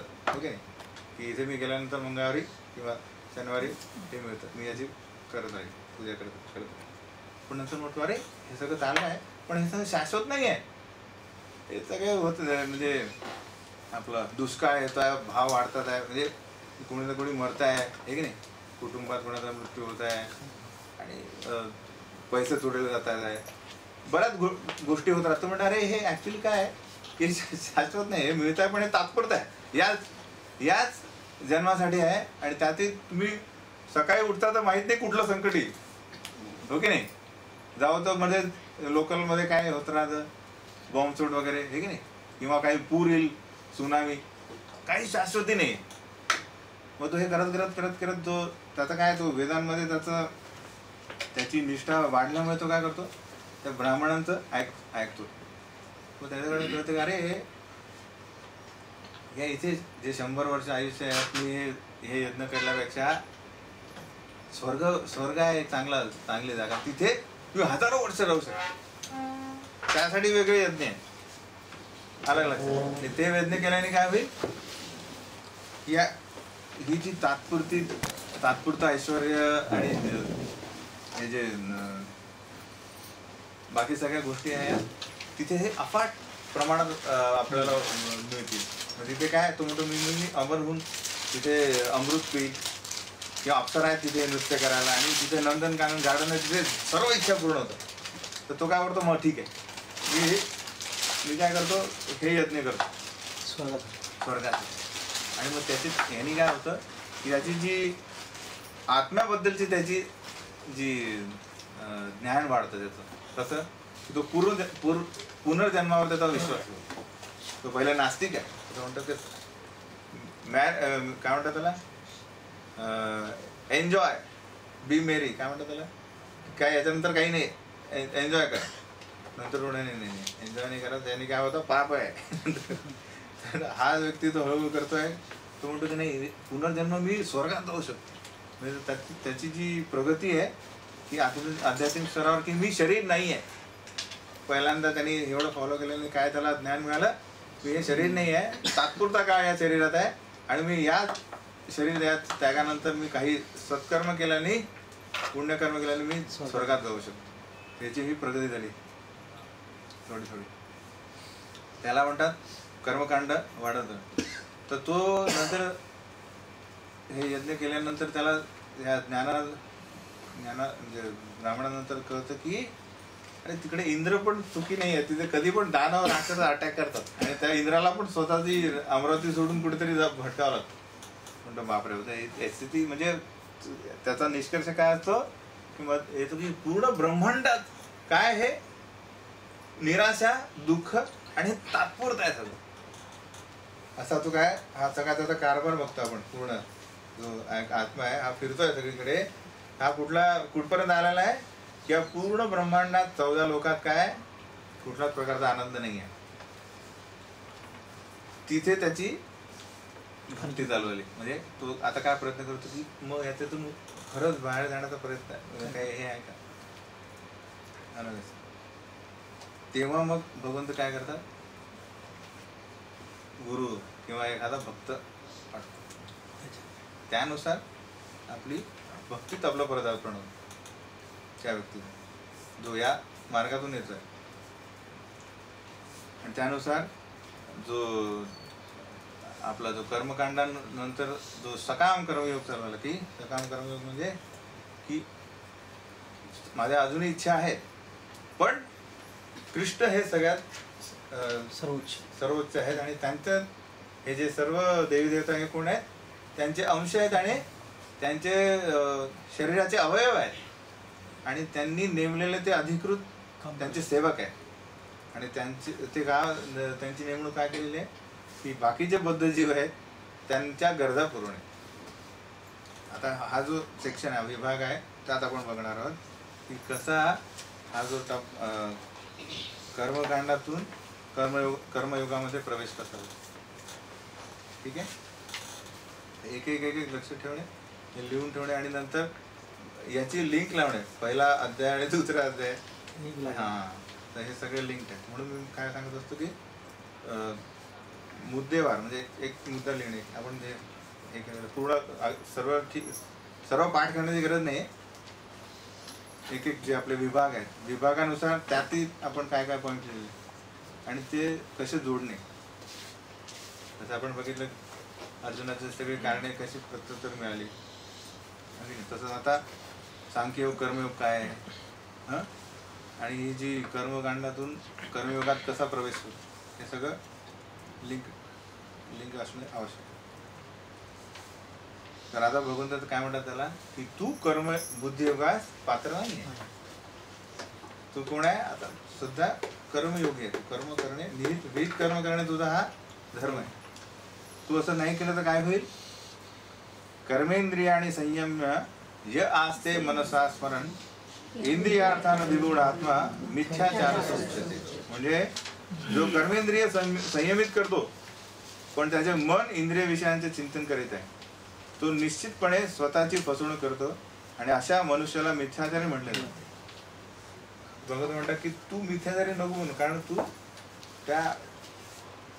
त्या स्तरावर नाही आहे. जसं आपण तू उदाहरण सांगितलं की तू भिक्षा मागायला गेला तर काय होईल? होणारच आहे ते. भिक्षा मागणे म्हणजे अपमान येणारच आहे. जो पण भिकारी आहे त्याला सतत कोणी आदर सत्काराने भिक्षा देणार नाही. कधी ना कधी त्याला मारहाण होईल किंवा शिबिगाळ होईल. तर तेव्हा तो समजा सहन करण्याच्या स्थितीत नसेल तर काय करेल? तो पाप करेल तिकडे. आणि हाच क्षत्रिय असल्याने तो ऍक्च्युली मारून टाकेल. आणि तसंच एक उदाहरण आहे की हिरण्यकश्यप आपण भागवतांमध्ये बघितलंय की हा कश्यप मुनींचा पुत्र असल्या कारणाने हा सर्व शास्त्रात निपुण आहे. सर्व शास्त्राचं ज्ञान आहे त्याला. असं नाही की तो गुरुकुलमध्ये पळून गेल्यानंतर राक्षसांचं संगतीत काही क्रिकेट खेळत नाही. सगळा शास्त्र संमत आहे. पण फक्त काय, तो जन्मजात त्याला विष्णूंची त्याची काय एन्व्ही आहे, म्हणजे वैर आहे. की सगळं ज्ञान आहे त्याला की मी शरीर नाही, मी आत्मा आहे आणि हे काय आहे, पण मला विष्णू बनायचं आहे. मी तो कसाला आहे सगळ्याचा कारण. म्हणून त्याने काय केलं, तिन्ही जगावर त्यांनी म्हणजे विष्णू आणि ब्रह्मा सोडून बाकी सगळ्यांवर अधिपत्य केलं. म्हणजे इंद्रालाही हलवून दिलं. म्हणजे एवढं त्यांचं होतं. तर त्यात काय होतं की हिरण्याक्ष याचा वध होतो. तर हिरण्याक्षाचा वध झाल्यानंतर दिती म्हणजे याची हिरण्यकश्यपूची आई आणि हिरण्याक्षाची पत्नी हे दोघं शोक करतात. तर ती हिरण्याक्षाचा वध झाला, विष्णूने गुण मारला म्हणजे वरादेवाने. तेव्हा हिरण्यकश्यप काय सांगतो? ज्ञान म्हणजे तो प्रवचन देतो, परफेक्ट प्रवचन की आपण शरीर नाही आहे, आपण आत्मा आहोत. भागवतामध्ये एक चॅप्टर आहे त्याचं. तो सांगतो एक उदाहरण की याच्यापूर्वी एक राजा होता, खूप शूरवीर राजा होता. त्याच्या खूप पत्न्या होत्या, पण तो एका युद्धात मारला गेला. तर त्याच्या सर्व पत्न्या आल्या आणि रडायला लागल्या. आणि सगळे ब्राह्मण म्हणतात की आता याची अंत्यविधी करायला हवी, कारण संध्याकाळ होते. तर त्या सोडायला तयारच नाही त्याला. नाही हा उठतोय, आता उठेल तो उठेल असं. तर तेव्हा काय करतो की यमराज आता वेळ आल्यानंतर अंतविधी न केला तर काय होतं, त्या व्यक्तीला व्यवस्थित परत त्याचं पुढचं शरीर मिळत नाही, बाधा येते. म्हणून ते न हो म्हणून यमराज येतात आणि एका बालकाच्या रूपात आणि ते ज्ञान सांगतात की तुम्ही का रडता येते. सांगतात की शरीर आणि आत्मा काय, आणि तुम्ही आता या शरीराला जे सांगता की हा तुमचा पती आहे, तो पती इथेच आहे, हे शरीर इथेच आहे, अलग लक्षात. तो रडता कोणासाठी? आणि तुम्ही रडताय आता सध्या, पण काही कालावधीनंतर तुमच्यासाठी लोक रडतील. याची जेवढा तुम्ही आक्रोश करताय तेवढाच आक्रोश तुमच्यासाठी कोणी कधी करेल. हे शरीर कोणासाठी थांबलेलं नाहीये. म्हणजे आत्मा हा सतत फिरत राहील, शरीर नष्ट होणारच आहे. तर या प्रकारे तो काय करतो, या दोघांची सांत्वना करतो, कोणाची? दिती आणि याची. पण नंतर काय म्हणतो, झाल्यानंतर काळजी करू नका, मी या विष्णूचा वध करेल. कोण म्हणतो? हिरण्यकश्यप. म्हणजे काय झालं, सर्व ज्ञानावर पाणी. म्हणजे या पूर्ण सृष्टीचा निर्माता कोण आहे त्याचा मी वध करेल. आणि बाकी यांच्या सांत्वना करण्यासाठी काय, की आपण शरीर नाही आत्मा आहोत. म्हणजे काय झालं की तुमचं जे इंद्रिय संयमित असले तरी म्हणजे बाह्यरित्या, पण मन जे आहे काय, मला अधिष्ठाता बनायचा आहे ईश्वर. याला म्हणतात मिथ्याचारी. तर भगवंत म्हणतात की तू हे करू नको, कारण पूर्ण हृदय शुद्धी केल्याशिवाय कोणीही ज्ञान योग स्तरावर येऊ शकत नाही. कितीही प्रयत्न केला तरी त्याला काय, प्रलोभनाला तो बळी पडेलच. इथे सांगितलं की हिरण्यकशिपू सारखा पण व्यक्ती, याला सर्व ज्ञान असेल आणि त्यांनी काय केलं, 10,000 वर्षासाठी त्यांनी एका 2 पायावर उभा राहून तो तपश्चर्या करत, म्हणजे सर्व इंद्रिय नियंत्रण. आपण एक 5 मिनिटे उभं नाही राहू शकतो, पण त्याची बेसिक चेतना काय, नंतर मी पूर्ण याचा स्वामी बनेल आणि नंतर उपभोग करेल. याला म्हणतात मिथ्याचार. समजलं की नाही? तात्पुरता इंद्रिय संयम, पण नंतर इंद्रिय तृप्ती. तर तो 10,000 वर्ष तप करेल, तर त्याने ज्ञान प्राप्त केलं की, हे की नाही, पण त्याची पूर्ण त्याचं चेतना शुद्ध नाही झाली, त्यामुळे काय पूर्ण इंद्रिय तृप्तीकडे. तर म्हणून भगवंत म्हणतात की तू हे करू नको, तू गृहस्थ आहेस आणि एक सेनापती आहे. आणि गृहस्थ आणि सेनापतीचं काम काय, एक राज्य हवं तुला आणि त्यासाठी युद्ध करणे आवश्यक. हे तुझं विहित कर्म आहे, ते केलं असून तू राहू शकत नाही, तेच कर, तू संन्यास घेऊ नकोस, अशा प्रकारे ते सांगतात. मग यात हे जे विहित कर्म आहे, हे केल्यानंतरही आपल्याला कर्म लागणारच आहे. म्हणजे चांगले आणि वाईट. म्हणजे चांगले कर्म केल्याने काय होईल, ऐश्वर, किंवा यानंतर आपल्याला स्वर्गात जन्म मिळेल. विहित कर्म म्हणतात. प्रत्येकाचे विहित कर्म केल्यानंतर, समजा क्षत्रियाने व्यवस्थित विहित कर्म केल्यानंतर तो ब्राह्मण होऊ शकतो, शूद्र, नंतर वैश्य, अशा प्रकारे. आणि वाईट कर्म केल्यानंतर पाप याचं प्रायश्चित्त करावं लागेल. म्हणजे यमलोकात त्याला ती यातना सहन करावं लागेल, हे की नाही. तर या बंधनातून संपूर्णपणे मुक्त करायला काय करायचं आहे, यज्ञार्थात कर्म अन्यत्र लोकोयम कर्म बंधना तदर्थम कर्म कोणतंही मुक्त संघ समाज. म्हणजे फक्त सर्व यज्ञ काय कर, तू विष्णू संतोषा प्रित्यर्थ, म्हणजे भगवंत कृष्ण संतुष्ट झाले पाहिजे. त्याने काय होईल, सर्व कर्म बंधनातून तुझी मुक्ती होईल. फायनल आला. प्रत्येकाचे कर्म करा, पण आता तुम्ही शाश्वतीच पाहिजे की बंधनच नको. तर एकच आहे ती की श्री विष्णू का, विष्णूंना यज्ञ म्हणून म्हणतात. यज्ञ पुरुष म्हणजे विष्णू. या भौतिक जगात कार्यरत स्वामी कोण आहे, विष्णू. का, कारण कृष्ण हे नेहमी गोलोकमध्ये आपल्या लीलाच करत राहतात. जसं एखादा समजा धनाढ्य व्यक्ती, त्याच्याकडे भरपूर 4-5 कंपन्या आहेत, तर तो काय एक या कलियुगातली वस्तुस्थिती नसेल ही, पण ॲक्च्युअली जनरली सांगतो की त्याला सगळ्या कंपन्यात जाण्याची गरज आहे का. तो गोल खेळत असेल आणि सगळ्या CEO अपॉइंट केलं असेल आणि फोनवर सगळं चालत, आणि ते जे CEO समजा सत्ययुगातले असतील तर ते व्यवस्थित फॉलो करतील. त्यांना माहीत आहे की काही कुकर्म केलं तर आपल्याला पाप आहे. या कलियुगातलं नसतील की ते काही फ्रॉड करून स्वतः मालक पण बनतील. पण आपण एक वस्तुस्थिती म्हणजे साधारण एक नॉर्मल वस्तू सांगतोय की एखादा जो धनाढ्य व्यक्ती आहे तो अपॉइंट करेल एखाद्या व्यक्तीला आणि तो सर्व कार्य करेल. तसंच कृष्णा स्वतःचा स्वअंश म्हणजे कृष्ण आणि विष्णू नॉन डिफरंट. तो विष्णू महाविष्णू इथे येऊन या म्हणजे ब्रह्मांडात म्हणजे सॉरी त्यांच्या थ्रू हे ब्रह्मांड येतात. म्हणजे गोलोक वृंदावनातनं ज्या आत्म्यांना स्वतः उपभोग करायचा ते त्यांना हे त्या जेलमध्ये म्हणजे या ब्रह्मांडात एक मुभा देण्यात येते की ठीक आहे प्रयत्न करा. तर हे कार्यासाठी कृष्ण आपल्या लीला थांबवतील का? त्यांचा लीला सतत चाललेला आहे पण ते स्वतः आपले अंश एक म्हणून विष्णू येतात. म्हणून विष्णू हे या म्हणजे तसं आपण पाहिलं तर कृष्णाला या भौतिक जगाशी काहीच घेणं देणं नाही हे की नाही. आपण ऍक्च्युली वरच्या स्तरावर बोलतोय पण मी काय सांगतोय की या पुढे एक श्लोक येईल की ही सगळी सृष्टी निर्माण केली ही कोणी केलेली आहे? विष्णूंनी. कशासाठी? की सर्व जे आत्मे आपल्या इच्छापूर्तीसाठी प्रयत्न करतात आहे त्यांना हे वैदिक धर्मानुसार हे इच्छापूर्ती करायला प्रवृत्त करणं अलग लक्ष.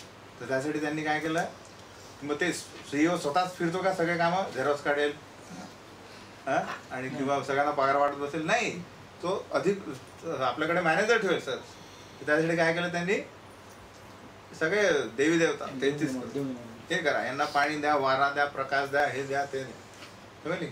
पण ते कसं द्या? बिल भरावं लागेल ना, काहीतरी कार्य करावं लागेल काहीतरी, तेव्हा आपण पाहायला मिळेल की नाही. तसेच मग हे सगळे आपण जे आहेत इच्छा यज्ञ करा, यज्ञ म्हणजे ते कार्य केल्याने मग ते पेमेंट मिळेल.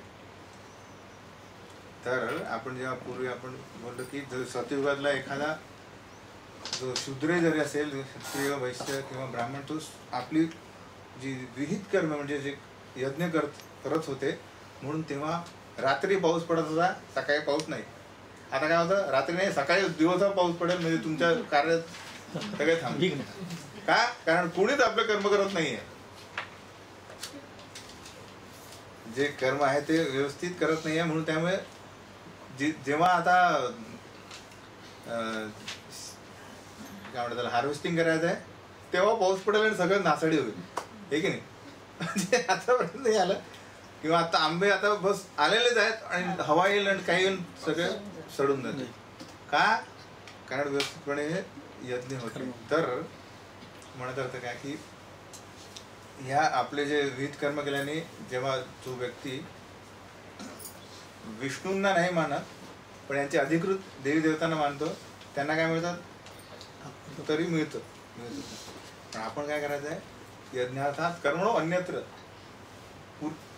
डायरेक्ट विष्णूंसाठी केलं तर काय होईल, मध्ये कर्म मध्ये बंधनच नाही.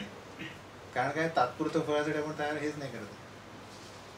तर सकाम कर्म तिथून चालू होतो की भगवंत काय करतात, असं म्हणत नाही की मला माझ्याकडे आला तर फक्त भक्तीसाठीच मागणे, ज्या इच्छा मागा. कारण काय, मला मागितल्याने काय होईल, तुमचं हृदय शुद्धीकरण.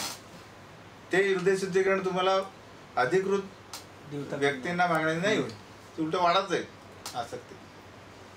तो फायदा काय किंवा कशा प्रकारे तुम्ही कर्मबंधातून मुक्त व्हाल जेव्हा यज्ञ म्हणजे विष्णूंसाठी कर्म कराल तर.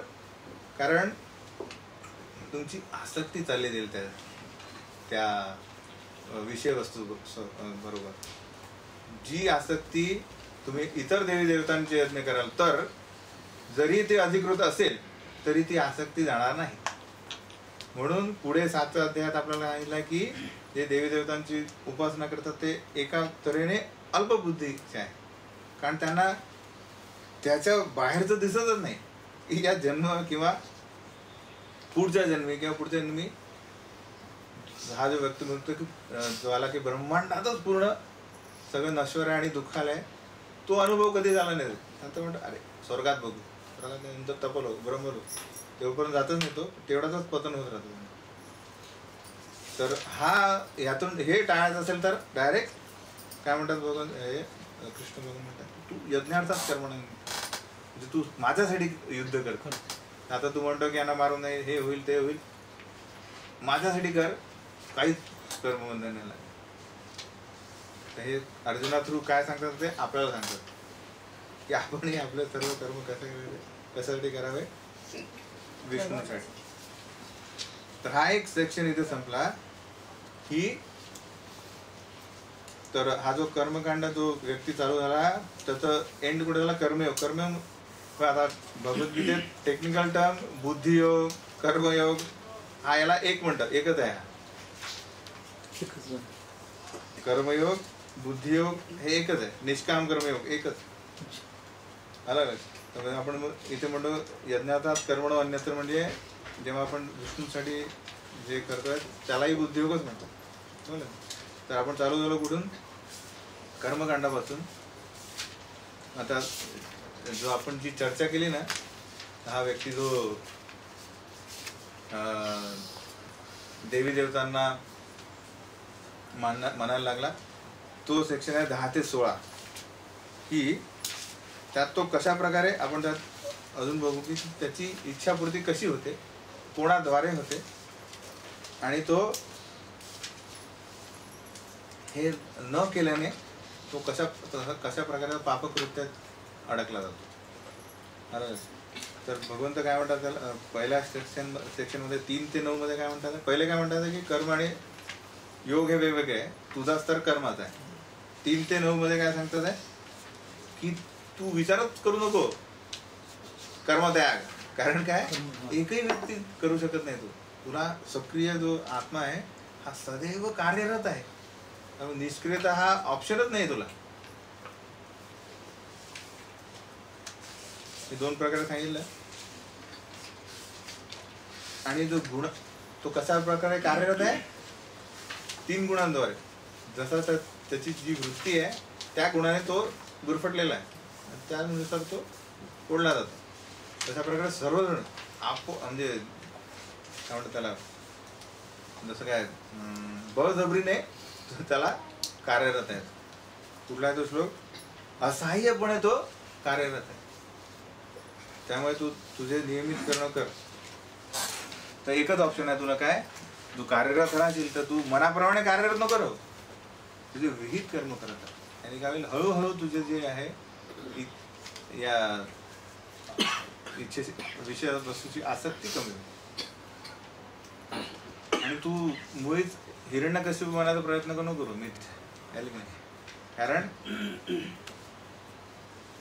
शुद्धीकरण आवश्यक आहे.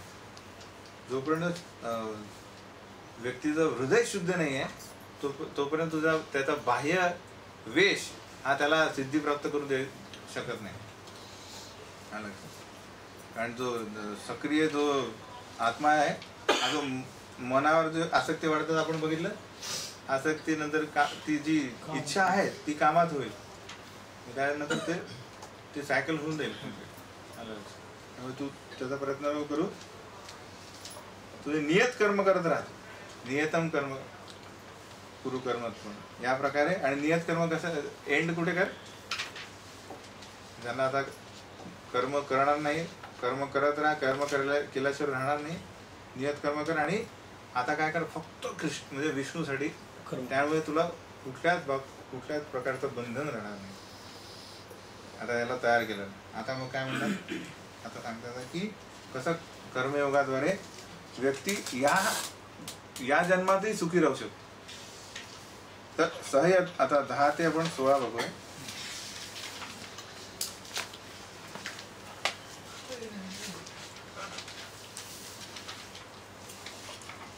सहयज्ञा प्रजा सृष्ट्वा पुरोवाच प्रजापति अनेन प्रसविश्वत्वम् एष वोस्त्विष्टकामधुः देवान् भावयतानेन ते देवा भावयन्तु वः परस्परं भावयन्तः श्रेयः परमवाप्स्यथ इष्टान् भोगान् हि वो देवा दास्यन्ते यज्ञभाविताः तैर्दत्तान् अप्रदायेभ्यो यो भुङ्क्तेस्तेन एव स यज्ञशिष्टास्तिनः सन्तो मुच्यन्ते सर्वकिल्बिषैः भुञ्जते ते भगं पापा ये पचन्ति आत्मकारणात् अन्नात् भवन्ति भूतानि पर्जन्यात् अन्नसम्भवः यज्ञात् भवन्ति पर्जन्यो यज्ञकर्म समुद्भवः कर्म ब्रह्मोद्भवं विद्धि ब्रह्माक्षरसमुद्भवं तस्मात् सर्वगतं ब्रह्म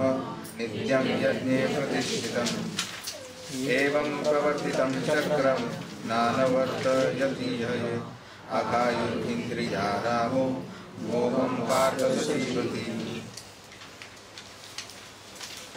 आता आपण सांगितल्याप्रमाणे प्रजापती विष्णू यांनी काय केलेलं आहे, सिस्टीम बनवली आहे, पद्धत. जी इच्छासाठी काय करा, या देवी देवतांना संतुष्ट करा आणि त्या तुमच्या सर्व गरजा पूर्ण करा. पण हे करताना तुम्ही काय करू नका, या पद्धतीचा ही पद्धत का केलेली आहे याचं ध्येय तुम्ही जाणा. ध्येय काय, या भौतिक जगाबद्दल आसक्ती सुटेल, म्हणजे सुटायसाठी, कारण यात काही अर्थ नाही आहे मागणे आणि ते. पण हे कसं काय सतत चक्र आहे, याच्यात तुम्ही संतुष्ट राहणार नाही, कारण हे काय दुःखालय. तर हा ध्येय आहे. तर तुम्ही फक्त इंद्रिय तृप्तीसाठी हे ना करू की मी जातो काय याच्याकडे, मला यांच्याशी काही घेणं देणं नाही, मला फक्त माझं मिळत आहे, ठीक आहे नाही. एखादा एक प्रभुपाद एक सांगतात कथा की एक व्यक्ती जातो काली देवतेसोबत समोर, अरे मी काय खूप गरीब आहे, मला एक लॉटरी लागून देईल, 10,000ची लॉटरी लागली तर 5,000 तुमचे, 5,000 माझे. तर त्याला देवी प्रसन्न होते आणि त्याला लागते एक लॉटरी. नाही तो काय म्हणतो, 2 मी बकऱ्या आहेत ना, त्यात आता काली देवता म्हणजे त्याला बळी पाहिजे ना, तर 2 जे बकऱ्यात म्हणतात, बकऱ्यात मी तुम्हाला हे बळी देईल. तर त्याला लॉटरी लागते आणि तर हा येतच नाही. काली देवता त्याला स्वप्नात येते, अरे काय झालं लागले, कुठे कुठे तिथे, नाही अरे आता मी काय खूप ते धावपळ येत ना, सगळ्यांचे बिल्स वगैरे द्यायचे, मी येतो नंतर येतो. परत काय काळ होतं येत नाही, तो परत स्वप्नात येतो आणि म्हणतो अरे कुठे, पण आता काय झालं की सगळे पैसे खर्च होतात, आता खूप पैसे कमी झाले. तर ते म्हणतो ठीक आहे आता बकऱ्या तर मला कोंबड्याच दे, काय प्रॉब्लेम नाही. तर ठीक आहे मी पुढच्या आठवड्यात येतो मी कोंबड्या. तर हा 1 महिना झाला येतच नाही. परत स्वप्नात अरे कुठे गेला त्या कोंबड्या, काय झालं, ते काही नाही, काय आता खूप परिस्थिती हे झाली, आता माझा स्टेटस वाढला ना, आता तो खर्च जास्त वाढला, आता पहिले काही नव्हतं तर मी काही खर्च करत नव्हतो, पण ठीक आहे मला 2 उंदीर थोडं ठीक आहे मी येईल. तर तो कसा तरी काय तो जातो तिकडे आणि तो भेटायला जातो आणि म्हणतो की काय आजकाल म्युन्सिपाल्टी पण काय उंदरांना पकडतात, कुठे उंदीर सापडतच नाही आहे, म्हणून काय करू मी तसंच आलो आहे की काही देऊ शकत नाही मी. तर अशा प्रकारे व्यक्ती असतो की तो द्यायला काही तयारच नसतो. आपला हे झाला, आपला जो गोल आला तो प्रत्युत्तर द्या, म्हणजे माझ्यातर्फे काही सॅक्रिफाईस द्यायला तयार नाही. तर भगवंत काय म्हणतात की तू ध्येय हे म्हणजे इंद्रिय तृप्तीसाठी तुला हे आधी यासाठी यज्ञ नाही बनवले, या यज्ञाद्वारे तुला या विषयवस्तूची आसक्ती कमी झाली पाहिजे. जर तू हे केलं नाही आणि यांना परतफेड केली नाही तर काय होईल, तू चोरच ठरशील. म्हणजे काय, फक्त इंद्रिय तृप्ती करत राहणे, म्हणजे समजलं की नाही. म्हणजे हृदय शुद्धीकरणाला काहीच भाव नाही देणे. अलग जसा आता काली देवतेला आपण विषय काढला, तर काली देवतेला बळी दिला जातो. तसा बळी देताना शास्त्रात एक मंत्र दिलेला आहे की जो बळी देतो त्याला त्या बकरीच्या कानात म्हणावं लागतं की आता मी याचा अर्थ त्या मंत्रात की या जन्मी मी तुझा वध करतोय, पुढच्या जन्मी तूच असा माझा वध कर. ऍक्च्युली कारण माझी जीभ मला सांभाळता येत नाही, म्हणजे मला आता हवीच आहे, मला मांस हवंच आहे, त्यामुळे मी तुझा वध करतोय, पण पुढच्या जन्मी तू माझा तसा वध कर. त्याला म्हणतात मांस, म्हणजे मांस म्हणजे मी माझा मला स्वतःला अर्पण, तू माझा असाच वध कर, त्याला म्हणतात मांस.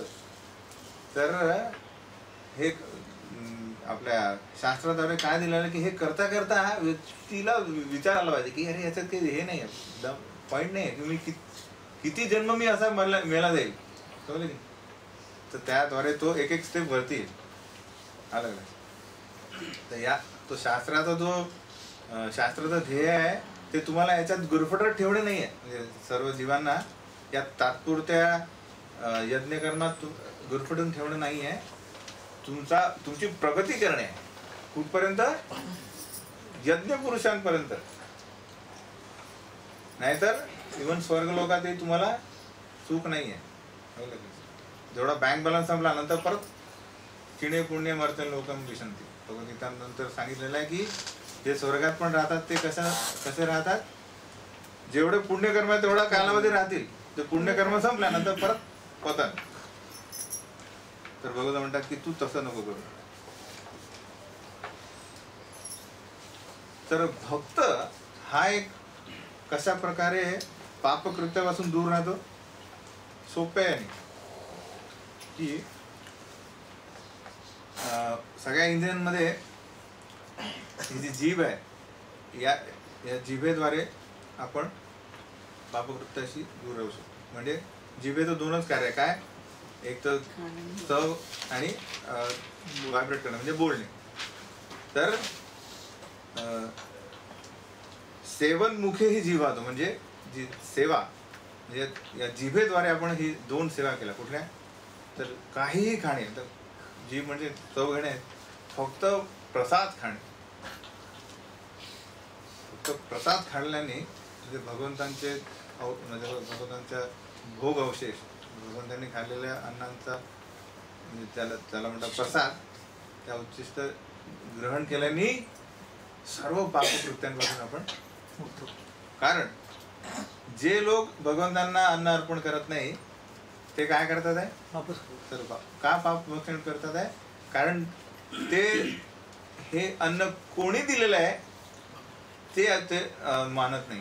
म्हणत असतं की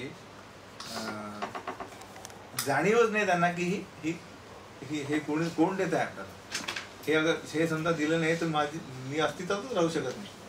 म्हणून भक्त काय करतो की हे सगळं तुम्ही मला दिलेलं आहे, हे तुमचं आहे, म्हणून हे तुम्हाला मी अर्पण करतो आणि तुम्ही अवशेष दिलेले आहेत ते मी ग्रहण करतो. त्यामुळे काय झालं, कुठलंच पापबंधन नाही, पाप नाही. बाकी व्यक्ती काय करतात, हे मी माझ्या पैशाने कष्टाने केलेलं आहे, देव कुठून आला मध्ये, ओके. तर ते जे त्यांनी कूक केलेलं आहे ते सगळं काय करतो, तो एका प्रकारे पाप आहे. का? कारण तो ज्यांनी दिलेलं त्याला मानत नाही. सर्व प्रकारच्या पापातून तो मुक्त होतो. तर हे जे अन्न, मग हे जाणणे कसे, तर हे जे अन्नात भवंती भूतानी, तर प्रत्येक व्यक्ती प्रत्येक जीवाला काय हवं लागतं, अस्तित्व राहण्यासाठी काहीतरी अन्न हवं. ते कोण देतं? पर्जन्य. एक सायकल आहे ती आवश्यक आहे जाणणे. तर भक्त जाणतो हा, मराठीत लिहावं लागेल.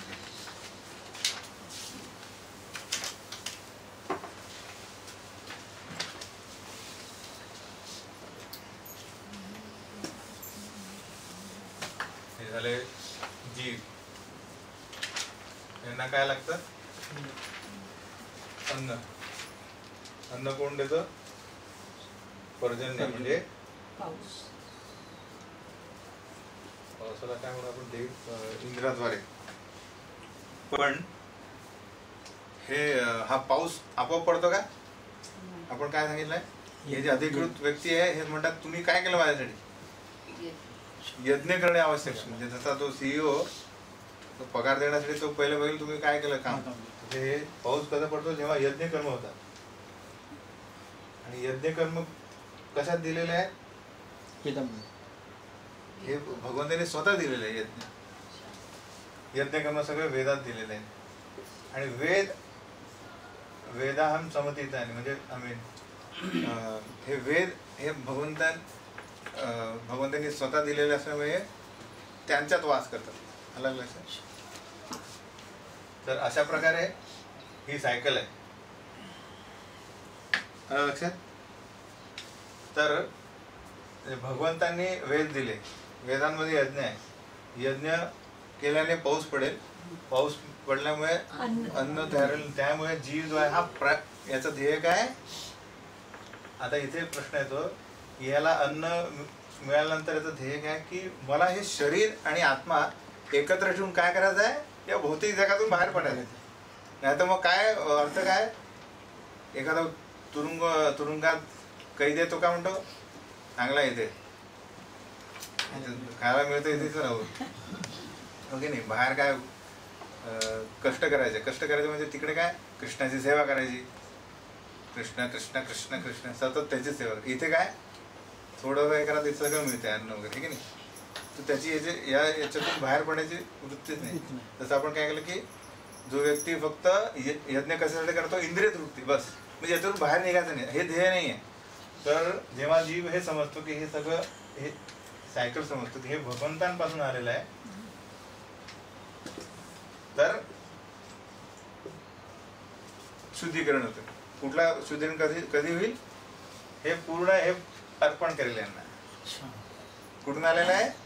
भगवंतांपासून आलेलं आहे. म्हणून भगवंतांना अर्पण करून जे अवशेष खाल्ले म्हणजे प्रसाद खाल्ल्यानंतर त्याचे शुद्धीकरण.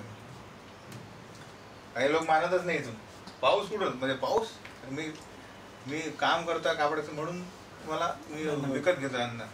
ओके नाही. ही सायकल जाणणे आवश्यक आहे. नाही तर म्हणून म्हणतं की एवं प्रवर्तितम चक्रम. समजा हे चक्र माहीत नसेल तर व्यक्ती काय करतो? नुसतं पाप कृत्यात गुरफटत चाललेला आहे. आणि तो आपलं या भौतिकातलं अस्तित्व काय करतोय? कायम करतोय. काय असतात ना ते जन्मठेप म्हणतात ना. जन्मठेप काय प्रॉब्लेम नाही. इथेच कायम तर इथेच राहायचं आहे. त्याला म्हणतात ते एवं प्रवर्तितम चक्र.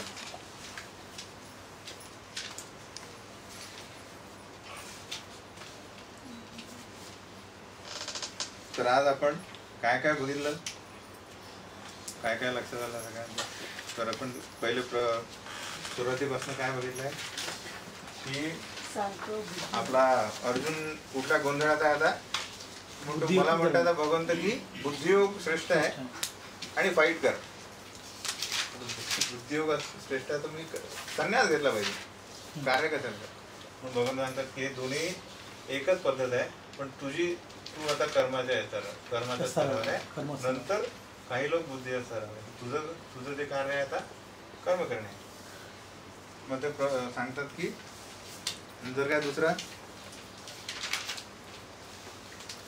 दोन प्रकारचे जे आहेत व्यक्ती आहेत ते आत्मसाक्षात्कारासाठी कसे प्रयत्न करतात? एक डायरेक्ट कृष्णाची भक्ती करतात. दुसरा स्वतःच्या तत्वज्ञान म्हणजे तत्वज्ञानामध्ये काय करतो? तो प्रकृती आणि आत्मा याबद्दल पृथक्करणात्मक अभ्यास चालू करतो की कुठून आलेला आहे हे विश्व, कुठून आलेलं आहे, कोणी निर्माण केलेलं आहे, कशासाठी केलेलं आहे. आणि नंतर म्हणतो अरे हो कृष्ण आहे. मग मी काय करायला पाहिजे? त्यांची सेवा करा. म्हणून तो सेवा चालू करतो. म्हणजे सांख्ययोग हा जिथे संपतो तिथे भक्ती होतो. त्या सांख्ययोग आणि बुद्धियोगामध्ये काय फरक आहे? एक अप्रत्यक्ष आहे आणि या कलियुगात अव्यवहारिक आहे. इम्प्रॅक्टिकल म्हणजे रिझल्ट नाही मिळणार.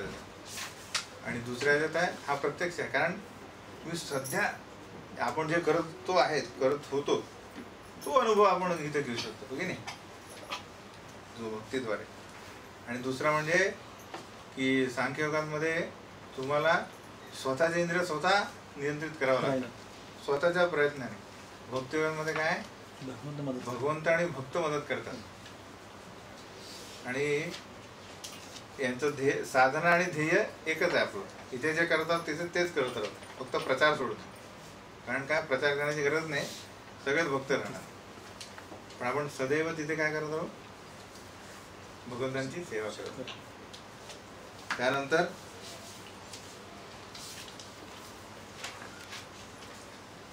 भगवंत सांगतात की हा जो जीव आहे सक्रिय आहे, तो कुठल्याच प्रकारे निष्क्रिय होऊ शकत नाही. त्यामुळे तू त्याचा, आणि सगळे जे आहेत, ज्या गुणांद्वारे जे आपण बांधल्या गेलेलं आहे, ते गुण आपल्याला सतत असहाय्यतेने ओढत राहतात आणि कर्म करायला बाध्य राहावं. म्हणून काय करतो, तुझे विहित कर्म करत, तू दुसऱ्याच्या कर्मांमध्ये जाऊ. जे आता तो काय म्हणतोय की मी संन्यास घेतो, कर्म तुमचं क्षत्रिय धर्म करत राहा, आणि तू त्यावेळी तुझं हृदय शुद्धीकरण करत राहील. मिथ्याचार मनाचा प्रयत्नच नको करू, कारण तो मिथ्याचार झाला. तू ज्या स्तरावर नाही आहे त्या स्तरावर तू गेलास बाहेररित्या, तर तुझं पतन हे निश्चित आहे. आणि एक ते याचे सांगितलंय की भगवंत काय म्हणतात की तू संन्यासी न बनता गृहस्थाचा जो व्यवस्थितपणे नियत कर्म केले तर काय होईल, तू त्या मिथ्याचारापेक्षा खूप पटीने श्रेष्ठ आहे. का, कारण तो फक्त बाह्य रीतीने करतोय प्रयत्न, पण त्याचं पतन निश्चित आहे. पण तुझी जी प्रगती आहे ही शाश्वत आहे, चालली आहे ती प्रगती. कारण काय, तू विहित कर्म करता, ग्रहस्थ कर्म करता. जरी बाह्यरित्या बघितलं गेलं तर आदर कोणाला मिळेल, सन्यासाला मिळेल, हे की नाही, आणि ग्रहस्थाला मिळणार. पण तू म्हणजे जो मिथ्याचारी आहे, जो प्रयत्न केला तर काय होईल, तुला तात्पुरता आदर मिळेल, पण प्रगती एकदमच म्हणजे प्रथम डायरेक्ट होईल. पण इथे नाही आहे, म्हणून तू ग्रहस्थ म्हणून तुझं कार्य कर, आणि ते किती पटीने श्रेष्ठ आहे. तर नियत कर्म करायला करत राहा, कारण हे आपलं शरीरही विना म्हणजे कार्य केल्यापासून निर्वाह करू शकत नाही. त्यामुळे तू कार्य केलंच पाहिजे.